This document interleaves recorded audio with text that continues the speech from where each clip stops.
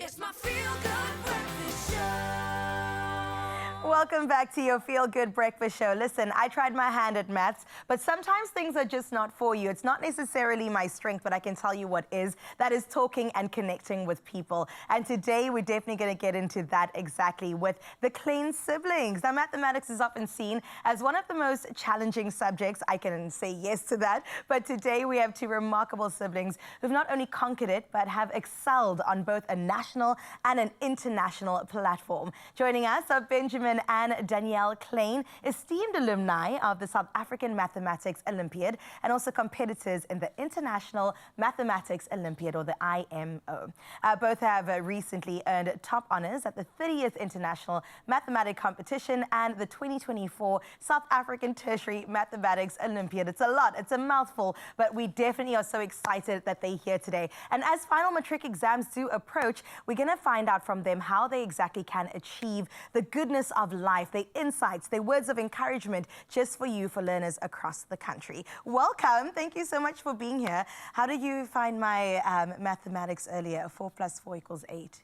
Did you guys catch that? Yeah. Did you enjoy it? Yeah, we did. Okay. But we're going to talk about you, not me, because it is about your strength right now, and that is mathematics. And I think it's quite rare to find siblings. I mean, you guys are 2 years apart, you leading the way, Danielle, in this space as well, that are both into mathematics and excel at it. So talk to me more about your journey in the space. Thanks so much for having us, firstly. Yeah, I think we've both really enjoyed mathematics since we were really young. Yeah. I remember being like really young and learning how to count and being so excited to teach him how to count. Oh, I love but that. I don't think I actually knew how to count. I was just like teaching him incorrect things. Yeah, it's always been something that was fun for us. It's really about like problem solving and viewing something in a creative way. Yeah. I love that. How about you? I've been like watching YouTube videos about maths for quite a while, and had an older sister and my dad they were always able to answer questions when I had them. It was really nice having that there for me. And it was only when I reached high school was when my sister like gave me this pile of past papers for the Maths Olympiad, and she said, "Practice." Sure. And I did. And Oh my goodness. That's how we got where we are now. No, stop it. I absolutely love that. Was it because you saw something in him and was like, I'm going to have to train and strengthen this part of you? Yeah, no, he's sometimes a bit lazy, but then at a certain point, I think he just realized like, oh wow, you can be like really good at this. So I knew you could be really good if you wanted to be. I love that. And I love the fact that you touched on maths is about problem solving, right? Yeah. Because many people, especially like during high school, I was sitting there going, where am I ever going to apply this in my day-to-day? But you're right, it is about the critical thinking. It's about how you apply yourself. So speaking about, you guys excelled at something called the IMC quite recently. You were traveling internationally representing South Africa. How did that go? Talk to me about your experience.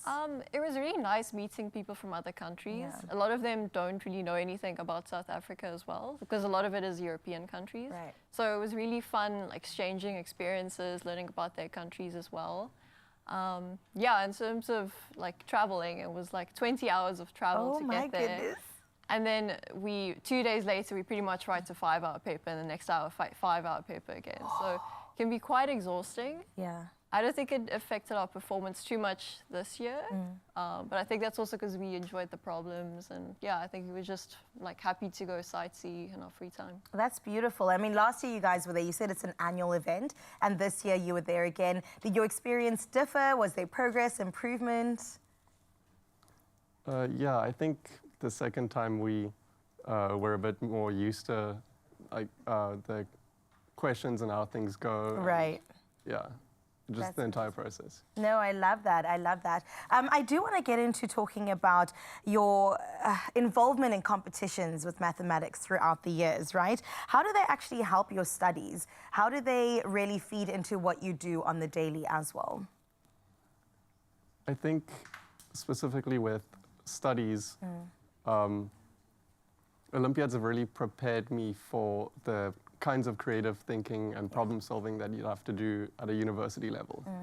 If I could use a metaphor, for high school and primary school mathematics, it's a bit like, hey, here's a hammer, hit this nail, or here's a saw, cut this wood.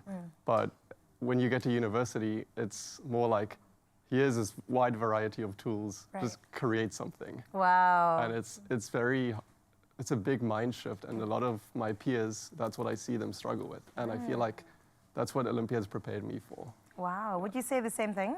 Yeah, no, I can relate in the same way. Definitely like, I think a lot of the anxiety that some people feel our age in university now, we didn't have that same amount of anxiety because we had the confidence to know, like, if we got a problem we didn't know how to solve, we could just approach it. Oh, I love that. You had the equipment, you knew exactly what to do with it as well.